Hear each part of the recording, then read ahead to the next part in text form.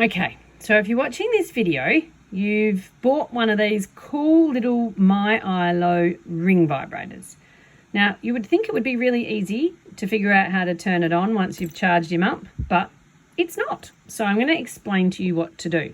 So if you have a look at it, on one end is the charging points where you've charged, and if you go to the other end, and it's not obvious if you're a person with old sight and you can't see, but there is actually a button here. So if you put your finger on that, you press that down and you hold it for 5 seconds. You'll see there's a red light behind my hand.